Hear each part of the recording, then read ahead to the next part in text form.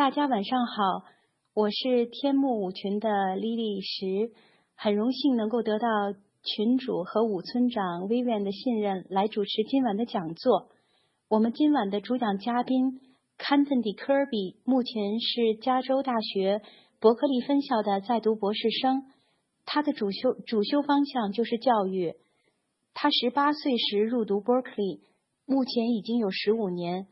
这15年间 ，Kenton 在 Berkeley 师从几位世界顶尖的教授，取得了他的本科及硕士学位，即将获得他的教育学博士学位。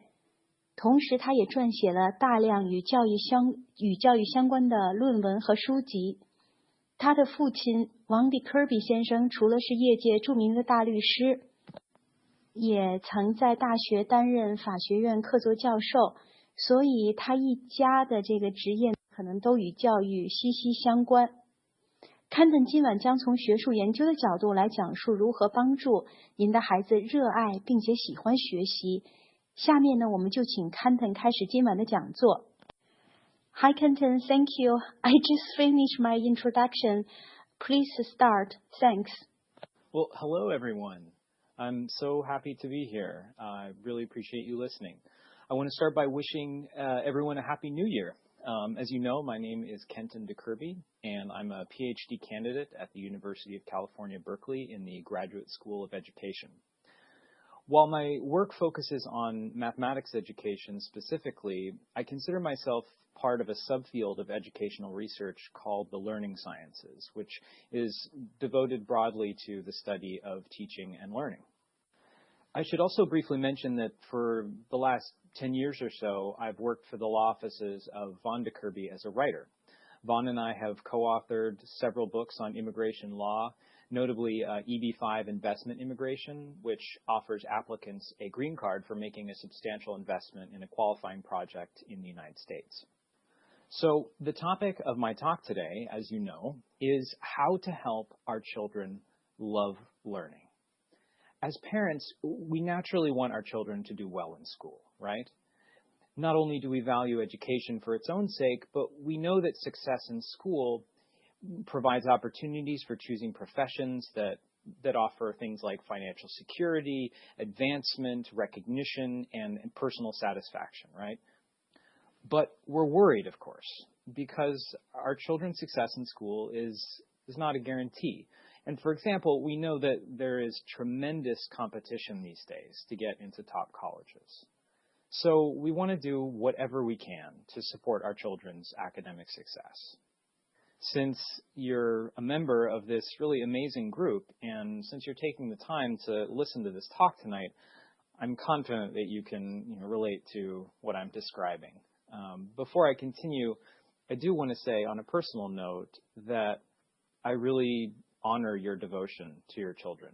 I'm sure you're very busy, but you're taking the time to listen to talks like mine, and I think that says a lot. So, again, we continually ask ourselves how we can support our children's academic success. How do we help them do well in school? What I'm offering in this talk is first and foremost not so much a new answer to this question, but in fact, a different question altogether. And the question is this: how can we help our children love learning? Here's what you might be thinking. That's all well and good. But, enjoying learning is a little bit beside the point. You might think, I want my children to do well in school so they will get into a good college and get a good job and be successful. And if they do well in school, they'll probably like it a lot more than they would if they were struggling, for instance.And they can always learn to like learning later.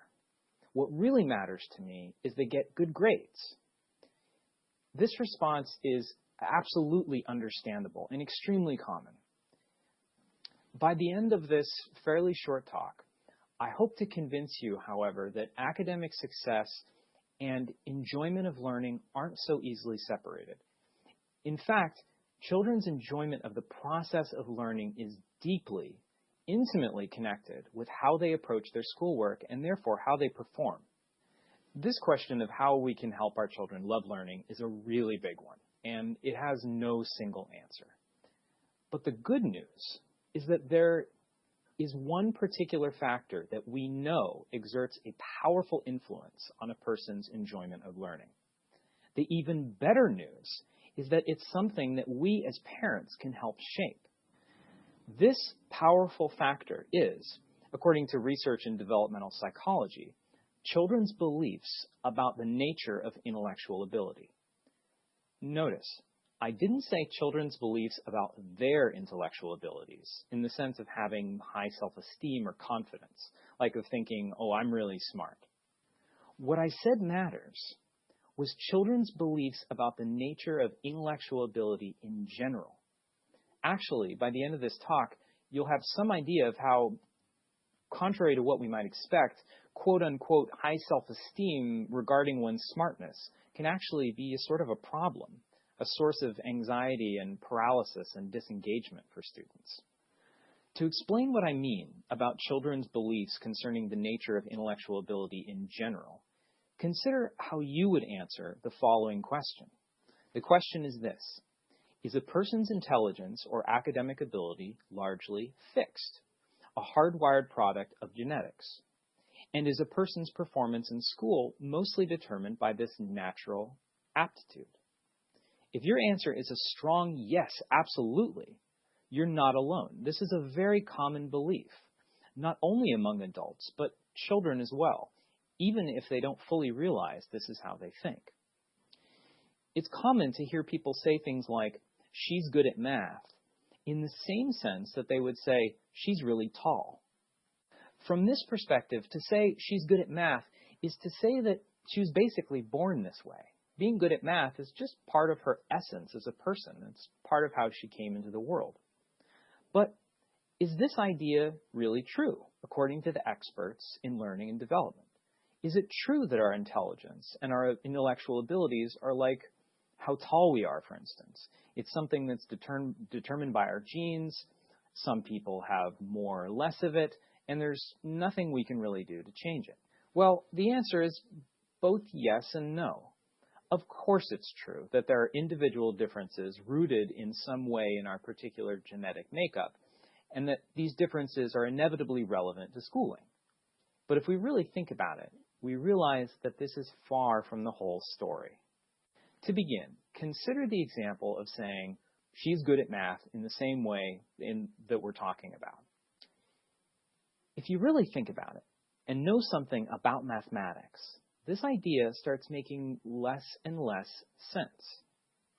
Mathematics is an unbelievably rich discipline with many very diverse subtopics. Excelling in the broad academic discipline of mathematics over the long term calls upon a host of intellectual skills and abilities, really far too numerous to mention, including things we may not associate with mathematics, like creativity and imagination. In fact, my dissertation research is in a sense about the central role of imagination in mathematics learning. Anyway, to think that math represents a single skill or ability is really to shortchange mathematics. The discipline of mathematics, like any academic subject, is rich enough for people to be good at it in different ways. But needless to say, we don't usually think this way, and we certainly don't teach math in a way that reflects this idea. Quite often, in fact, children succeed in school math because they happen to be familiar with and pretty good at the very particular and kind of narrow way in which it's taught in school. They're good at playing the game, you might say. You might be thinking, well, what about IQ? People talk about IQ a lot, right? Some children have a higher IQ, and they're bound to do better in school, right? Well, let me tell you a story. In 1964, a research psychologist from Harvard visited a school in South San Francisco and administered IQ tests to a large number of students in the school. He then told the teachers about a number of students who had great intellectual potential, he said.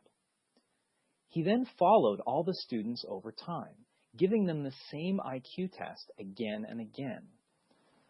What he found might not surprise you at all. On average, the students whose teachers he told were on the verge of great intellectual growth increased in their IQ test scores more than their peers. But here's the amazing punchline to this story. These students, who he said were on the verge of a great intellectual growth, were selected completely at random, having nothing whatsoever to do with their original test results. In other words, he made it up. He picked these special students completely at random. There was nothing really special about them. The study, in fact, wasn't really about the students at all. It was about the potential effect of teachers' beliefs about the students on the student's development. If a teacher believes that a particular student is more gifted than the others, if the teacher expects them to succeed, in other words, the teacher will treat these students differently. And this matters for their development. Their performance on IQ tests can actually increase as a result. At this point, I hope to have cast at least a little doubt in your mind that innate intellectual ability is the primary determining factor, you might say, of children's success in school. Research has in fact shown over and over again that such possibly innate differences in intellectual predispositions or abilities matter much, much less than we might assume. Really, I could talk to you for hours about this, about the study of human intelligence and how it's measured, its history, which is fascinating, and how that the people who succeed don't end up where they are because they have a huge genetic head start on their peers. I could also talk to you about the fact that IQ doesn't mean what most people think it does. This is a fascinating topic as well. Instead, I'm going to ask you, at least for the moment, to take my word for it, so I can shift back to something that research has shown does matter a great deal.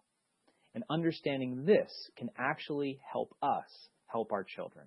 And that's what we really care about after all. All right, so let's return to something I said a few moments ago, that children's success in school is highly impacted by their beliefs about intellectual ability. A developmental psychologist named Carol Dweck is famous for demonstrating this in a number of cleverly designed experiments. Her experiments are based on a theoretical framework she's developed to describe different kinds of beliefs about intellectual ability that individuals may hold, whether children or adults, in fact. At one end of the spectrum is what she calls a fixed mindset, the idea that success is based on innate ability that can't change. On the other end of the continuum is what she calls a growth mindset, according to which success is determined by hard work and perseverance and openness to learning. Having what she refers to as a growth mindset doesn't mean thinking that everyone's the same. This is, of course, not true. Rather, it means privileging the gradual development of knowledge and intellectual skill over time through hard work and applying oneself. Take a moment to consider how different these mindsets are and how they give very different kinds of meanings to inevitable parts of the learning process. Well, let's start with effort. From the perspective of a fixed mindset, if you have to put effort into something, it means you're not that good at it. If you were good at it, it would come easy to you. So anything that challenges you is a threat to your identity as a person who's smart or good at something. But from the perspective of a growth mindset, on the other hand, effort is how you learn. Something that's challenging is an exciting opportunity to quite literally become smarter. All right, well, what about failure? Some kind of failure is unavoidable as part of the learning process. After all, no one scores 100% on every test. Everyone answers a question incorrectly from time to time. To a fixed mindset, failure obviously means you're not that good at something or not that smart.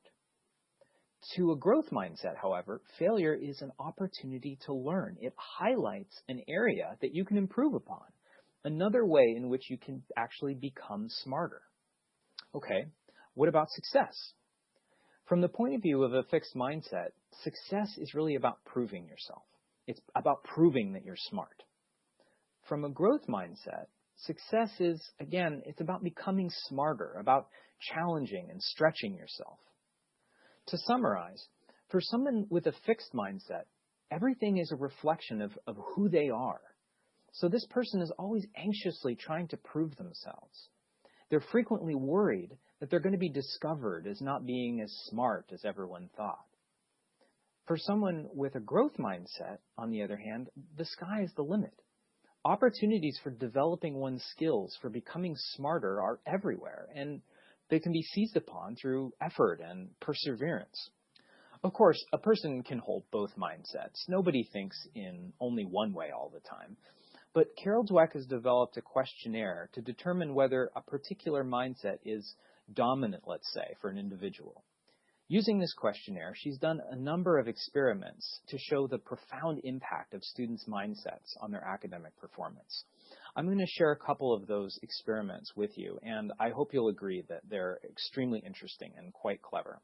Consider one study showing that children's mindset impacts their willingness to persevere in the face of difficult problems and also their resilience in the face of a challenge. This is a very interesting one, in my opinion.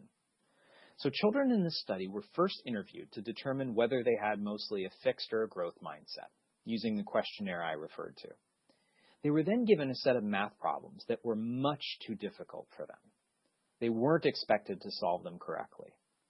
Children with a fixed mindset made comments like, "I'm not smart enough for these problems." While children with a growth mindset said things like, "These problems are tough. I'm really going to have to try hard." Unsurprisingly, none of the children, neither those with a growth mindset nor those with a fixed mindset, solved the problems correctly. They were much too difficult, above what the children could do. The great surprise came in the next part of the experiment, when students were given a set of very easy problems that they were familiar with and had solved correctly many times before. Children with a growth mindset solved the problems with no difficulty, as they were expected to. But children with a fixed mindset, on the other hand, performed poorly, struggling with the same kinds of problems that they'd solved many times before. So what on earth is going on here? Her conclusion is that children with a fixed mindset found the difficult problems so stressful because they thought that failure meant they weren't smart or good at math.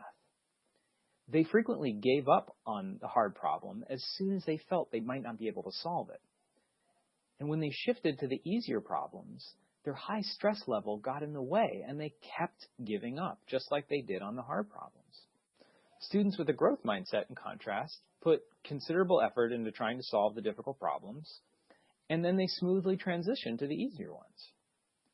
So keep in mind that this result has nothing to do with differences in intelligence or mathematical ability in the two groups of children. They're the same, except for their beliefs about intelligence and ability. Let me tell you now about a second study. This one actually involved looking at students' brainwaves. So she presented participants with a series of problems to solve. Afterwards, participants were presented with the answers, so they could tell which problems they answered correctly and which problems they answered incorrectly. For the problems they answered incorrectly, they were also given an explanation of the correct answer, so they could understand why they answered it incorrectly. But throughout all of this, they were hooked up to a machine that measured their brainwaves, and this indicated when they were interested and paying attention and when they weren't. What she found was that those who had a growth mindset, again, based on how they answered the questionnaire, these people paid special attention to the explanations for the problems that they answered incorrectly. In other words, for the participants with a growth mindset, their goal was to learn from their mistakes, and when they showed interest and intention, reflected this goal. But those who had a fixed mindset, on the other hand, seemed to only be interested in whether or not they answered the questions correctly. If they answered a particular question incorrectly, they generally weren't interested in understanding why. And this is a big difference. Their goal was to see what the problems indicated about their ability, rather than to learn. Imagine that these study participants were students in elementary school. Think about what effect on their learning these differences in interest and attention might have in the long run. And remember that this finding is not about the fact that some students pay attention and others don't. It's about the fact that their beliefs about intellectual ability lead them to be interested in different things. And this difference has implications for their learning. Important implications, in fact. I'm excited to tell you about this third study, which I also find fascinating. So, Dweck did an illuminating study at the University of Hong Kong. At this university, all classes and instruction are conducted in English. But, of course, not all new students at the university are fluent in English. So, what she did was, she selected a sample of incoming students who had less than fluent English ability, and then she measured their dominant mindset with the questionnaire I've been mentioning. She then asked them how interested they would be in taking a free English class offered by the faculty, which would help them with their other classes. Rather amazingly, she found a clear correlation between their interest in the free English class and their answers on the mindset questionnaire. New students with a growth mindset were much more likely to show interest in the English class, and students with a fixed mindset much less so. Her conclusion was that the students with a growth mindset saw the class as a valuable opportunity to improve their English, but the students with a fixed mindset were reluctant to take the class because they didn't want to look incompetent. They didn't want to show they needed extra help, and this was so important to them that they were willing to put their college success in jeopardy. Pretty amazing, right? So this shows us that one's beliefs about intelligence and ability can exert a powerful influence on one's willingness to take advantage of important learning opportunities. And this could very well have an enormous impact on the person's success in the long run.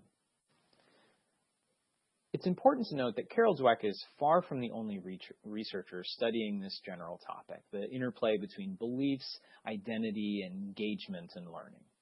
I focus on her work in this talk because I think that her distinction between a fixed and a growth mindset is a very useful and, frankly, memorable lens through which to think about these really important issues. So I hope at this point you're at least open to the idea, if not convinced, that a person's beliefs about the nature of intelligence and ability can exert, a strong influence on their academic success. But I want to return to the real subject of my talk. Love of learning. For me, this is the real difference between the kinds of beliefs we've been talking about. For someone who holds a so-called fixed mindset, learning is anxiety-ridden. It's about proving yourself, about not being exposed as deficient. The smarter you believe you are, the higher the expectations, and the higher the pressure and anxiety and fear of failure. If you succeed at something, say you score well on a test, you may not feel proud of your achievement at all, since you believe that success is based on something that's beyond your control. You may just feel relieved temporarily that you did what is expected of you. And this is if you think you're smart. What about if you don't think you're smart?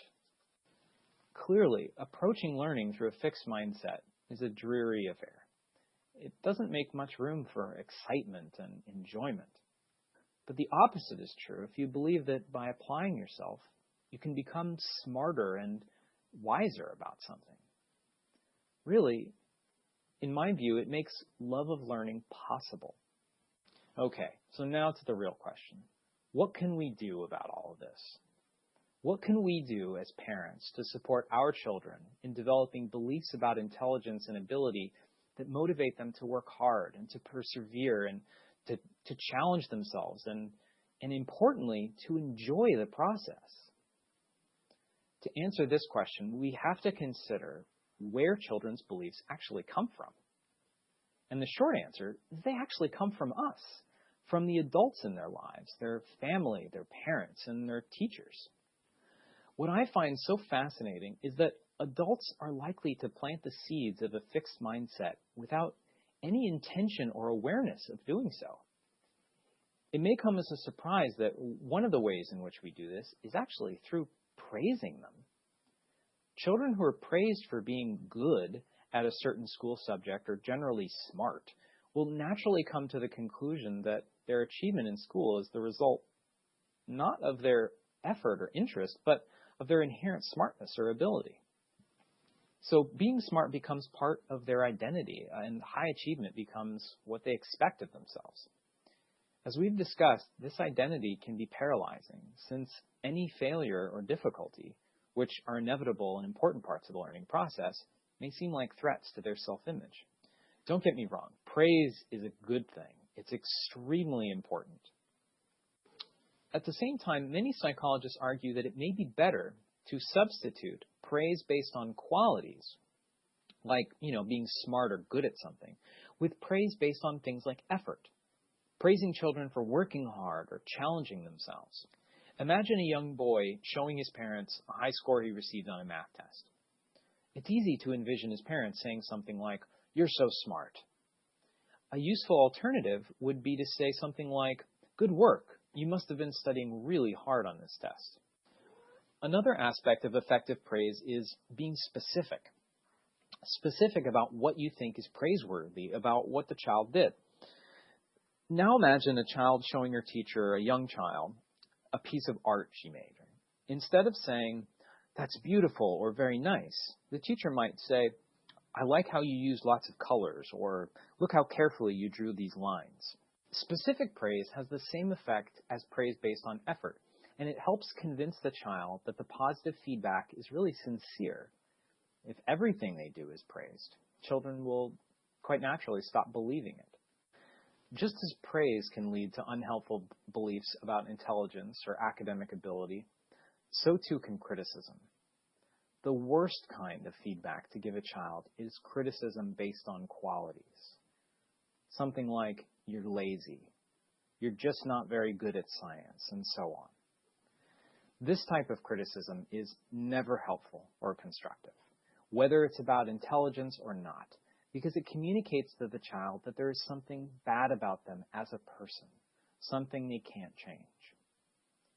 Okay, so change the way we talk to our children. Sounds simple and easy, right? Well, it's obviously not. This is really hard to do oftentimes, especially because the way we talk to our children is often based on strong habits and on the way our parents talk to us. Even more than this, how we talk to our children is based on how we ourselves think. After all, children learn from the way we talk about everything, not just about them. So what we're really discussing here is changing our own mindset, our own beliefs about ability and about ourselves, really. The best thing we can do then is to start becoming a diligent student of our own minds, to start paying attention to how we think. We might wonder, do I think about myself as a learner, as someone who isn't perfect but always has the exciting potential to get better and smarter, especially at the things that maybe don't come naturally to me? Or am I often trying to prove myself, to maintain my self-image, or to avoid being exposed? In other words, where does my energy go? Does it go to learning or to some idea of myself? If we catch ourselves thinking in a way we'd like to change, we might ask in that moment, how might I think about this differently? And what would that be like? I have a personal confession to make. I've struggled with this for as long as I can remember. I've always done well in school, and everyone has always told me that I'm smart.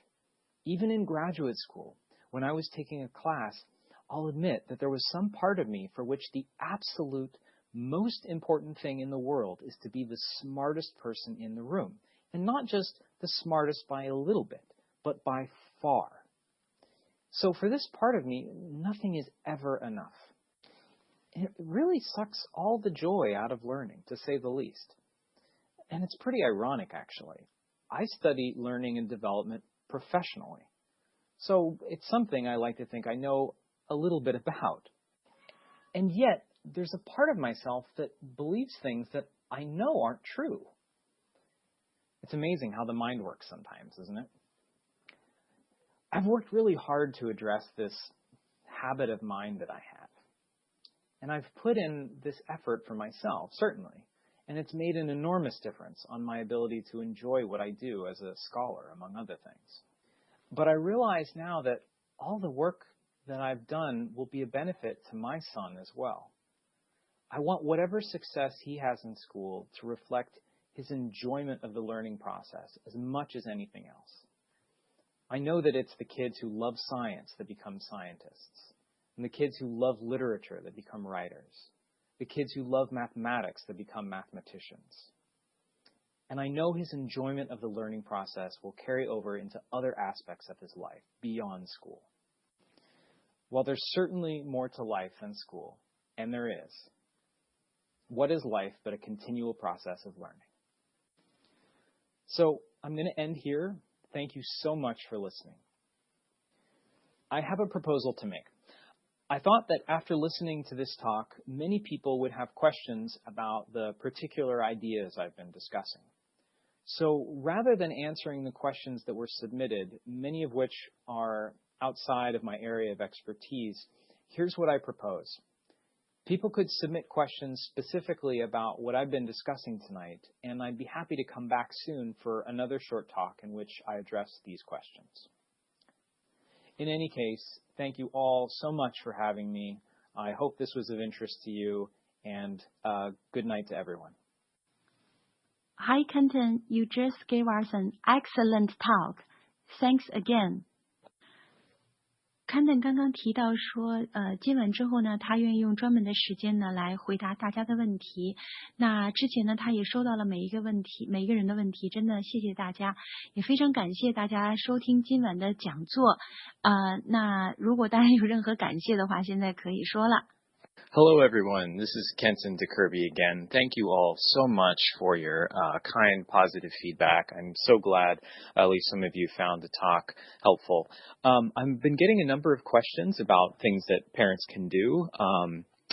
And this is, of course, a great question, and I'd love to address it at length in a future talk, but I thought for the time being it might be helpful for me to recommend a few books, a few resources that people can read if they're interested to explore some of these ideas and to pick up on some specific strategies that they can use. The first book I'd recommend is, of course, an obvious one. It's Mindset by Carol Dweck. This is a fantastic book. She really goes into depth about the ideas that I've been talking about, and it's written for a general audience, so it's a fun and light and entertaining read, but it really covers these ideas pretty thoroughly. The second book I'd love to recommend is a book called How to Talk So Kids Will Listen and Listen So Kids Will Talk. That title again is How to Talk So Kids Will Listen and Listen So Kids Will Talk. It's by two authors. The first author is Adele Faber. A third wonderful book is The Whole Brain Child by Daniel Siegel. That's The Whole Brain Child by Daniel Siegel, Siegal, I believe. It's another really great book. So for those of you who want to explore these ideas a little bit more fully, I think these are three resources that are perfect places to start. And I wholeheartedly recommend them. Thank you again for having me. It was a real pleasure. And again, thank you so much for all your positive feedback. I'm so happy that my talk was of value to you. Thanks so much. And again, Happy New Year to everyone.